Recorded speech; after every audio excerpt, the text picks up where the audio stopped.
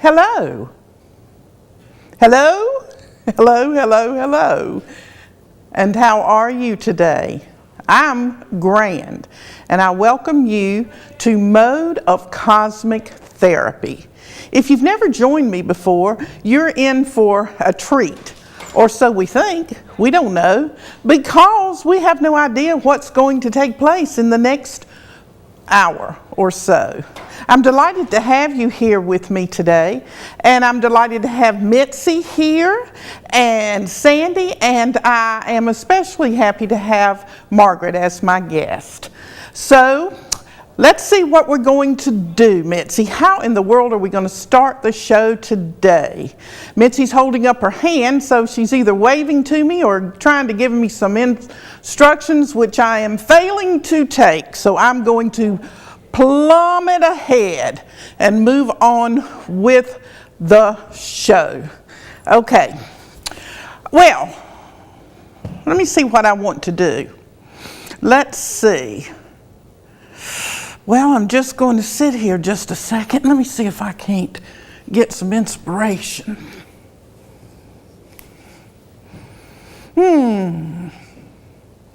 Inspiration, come to me. Dedication, I am free. Let's see, what do we want to do?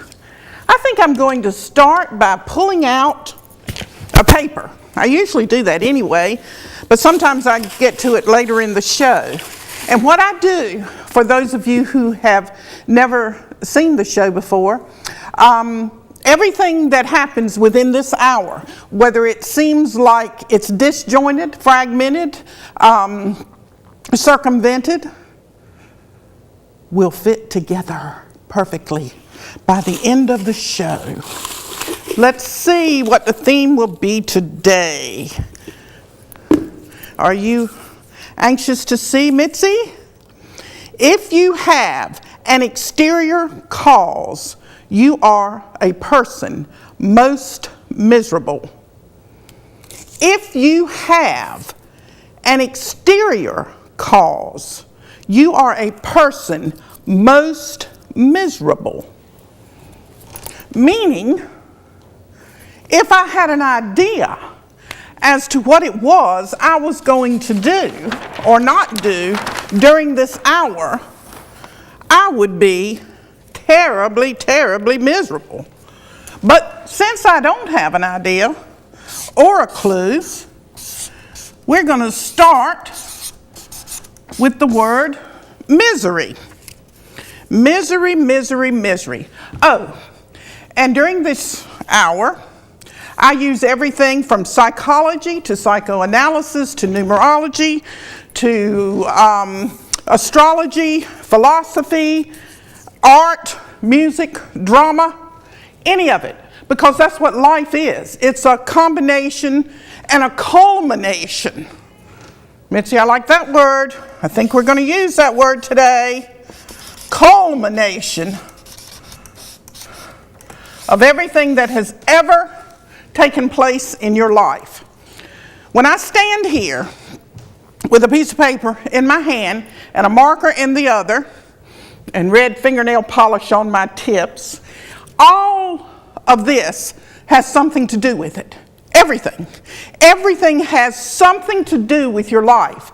You can't leave out one single thing. Okay. Now I'm going to use numerology to break down these words.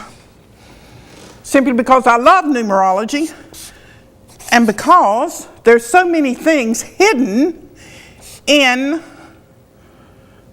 letters that we do not realize. So let's start with that. Let's see, we got a 9, we got a 5, we've got a 7, 14, 21. We got a 5, we got 14. All right, so when we add those together, we've got a 35, which is an 8. All right, so we're dealing today with the number 8 so far. The 21 represents the world, and the 14 represents balance, and that's what we all try to achieve while we're here in this life. This is creativity, and when I say this, I'm talking about the numbers. That number 5 is experience. If you've seen any of my shows before, you know that I drive home the number 5. I drive it home. Watch, Mitzi. I'm going to be a magician today. I'm going to do 5. 5. The magician part is I'm going to use both of the markers and not get them mixed up. Okay, 5 is the number of experience. We are here to experience this life. We cannot possibly experience this life if we have an idea of what it's supposed to be like. Now, Paula, that doesn't make one bit of sense. Of course we have to have an idea. Oh, honey, you've got plenty of ideas. You have got ideas since the day you entered this earth. And those ideas dominate your life.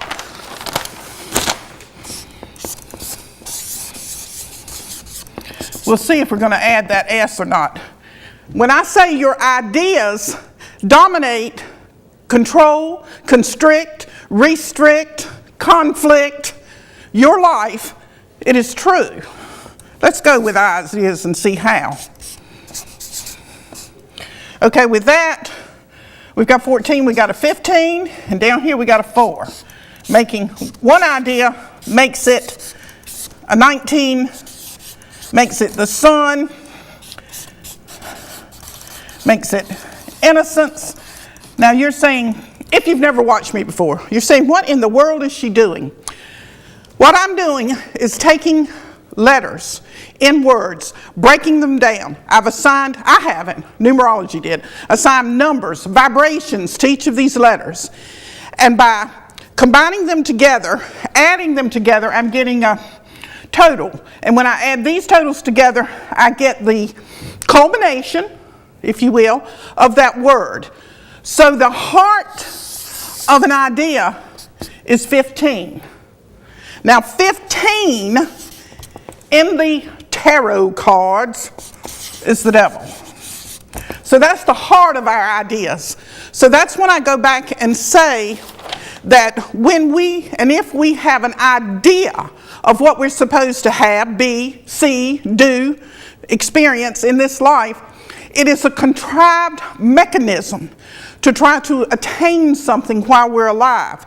And if we're doing that, we're not experiencing life. We're not experiencing it. We're walking through it like a robot, asleep. We're going to say the same things. We're going to do the same things. We're going to hear the same things. And guess what? We're going to see the same things, Mitzi. We can't possibly see what there is to see because we've got so many ideas clouding our minds. And so we see what we expect to see. Now, how is that possible? Well, let's take, for example, this rose, this beautiful rose, one of these roses. I'm going to use that too. Let's see what that is. But anyway, we'll get through this in a minute. All right, so even though that is as beautiful a rose as I have ever seen in my entire lifetime, I have projected onto that rose what it's supposed to look like based on all the other roses I've ever seen. I have looked at it, and before I see it, I have called it a rose. So therefore, I'm going to see what I think a rose is supposed to look like, instead of encountering this rose as if I've never seen it before. I don't know what this is. I have no idea what this is. I can't imagine what this is. And so therefore, because I don't know what this is, I can embrace the beauty of it. I can envelop the scent of it.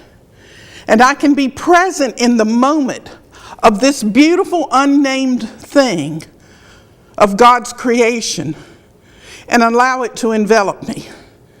And I it. And I can stay with it. And I can experience this magnificent thing without having projected the word rose, which restricts and confines its beauty. So, we see what we expect to see. Let's see why. Okay? We got 2 E's in there. The whole art of seeing is to experience. Experience. There I am. Stay with me. Experience these fives. These fives, experience life. I'm standing here before this camera. Mitzi's on the other side of the camera. But I feel the heat of the camera flooding me. I smell the scents. I'm permeated by the vibrations of everything in this room. The people, the inanimate objects. I hear the hum. I feel me. I feel my feet on the floor. I feel the movement of my hands. I am enveloping and being enveloped in the swirling molecules of this existence. Experience everything in that manner. 2 5s, 10. This is a 1. It happens to be that 19 again, which is over here. The 19. The sun. You know, this is an artificial sun. I'm imagining as this heat is hitting my face. The sun. When we can stand before the sun, naked, transparent, receptive, with no thought of what it was yesterday or what it will be tomorrow, but now, grounded, feeling the swirling of the tumultuous molten of lava beneath the core of this earth, along with all of the swirling that engulfs it. Then do we begin to experience this life. The sun is the source. And you know, we can also transpose that for the religious purposes as the sun being the source of all that there is. We've got a 1 because 1 and 9 is 19, making it 11. And the 11 is justice. Now I would like to propose a question. I'm going to come back to that rose in just a moment. But if I was to ask each of you, right now, it could be possible, that you could have from this moment forth, that you could have what you think you deserve. No more, no less. No more, no less. Would you take me up on it? I mean, you get to, let's just say you're going to sign the contract. From this moment forth, from this minute, you will be able to get what you deserve, what you believe you deserve. You're going to be able to have it. Would you take me up on it? Or would you keep your life the way it is? That is the question. Let's see what deserve is. We got that 22. I've talked to you before about that 22. It's a master number. Look at those 5s again. What have I told you? Experience. 5. Experience this life. Get rid of your thoughts. Get rid of your ideas. Get rid of your ambitions, Your life is better than anything you could ever plan it to be or hope it to be or contrive it to be. 15, what you deserve. There's that again, the heart of 5. What did I tell you that 15 is? Devil. Okay. And what are you all doing right now? With that word devil, what are you doing? You've got ideas. You think you know what the devil is. It's everything that is horrid and terrible and everything else that goes with it. They're ideas. You got to get rid of them. 5, 14. Got a 36 going on there, Mitzi. Let's see if we have 14. 36 is a 9. 9 and 15. 6. Making a 15. Now, did that just happen to turn out that way? Let's see. 15, 5, 14, and what did I say? 36 with that 22. So 3 and 6 is 9, 24, 6, yep, 15. So the devil determines what we deserve? Could that possibly be? Oh my goodness sakes, how in the world could that be? The devil determines what we deserve. How in the world could that be? Here's how it could be. The devil is lived, spelled backwards. That's because you are not living your life innocently, with innocence, as the 19 directs, the sun, but you are contriving and you are trying to figure out how you're going to get the best, the most, and you're going to end up on top and you're going to get ahead. Don't you love that? I'm going to get ahead. I got to get ahead. Ahead of what? Ahead of who?